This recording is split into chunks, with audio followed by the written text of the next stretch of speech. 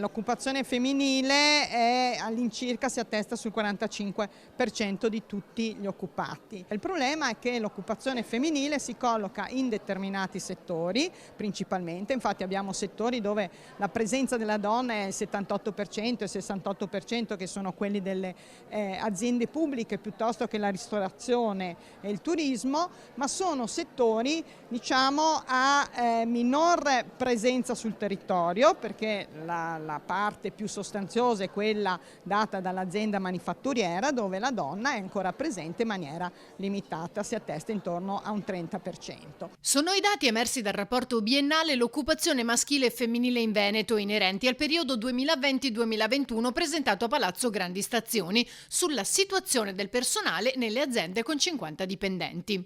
I dati indicano ancora una disparità tra uomini e donne. Un altro elemento è una presenza in determinate qualifiche particolari. La maggior parte delle donne è inserita in ruoli impiegatizi, no? Il 58% degli impiegati è donna, mentre abbiamo una percentuale minore a livello di quadro, abbiamo il 28% sono quadri, e il 34% dei dirigenti all'interno del territorio è una donna. Quindi le donne ricoprono pochi ruoli dirigenziali, ma la Regione ha messo in campo iniziative per cambiare questa tendenza e soprattutto venire incontro alle esigenze di una donna che è anche mamma. Siamo intervenuti sui modelli organizzativi, quindi formando un management che sappia costruire luoghi di lavoro dedicati alle donne e alle famiglie.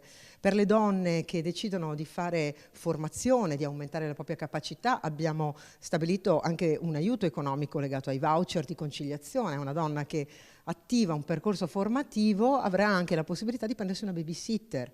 Ecco, queste pensiamo possano essere le giuste occasioni per rivedere come una società può agire.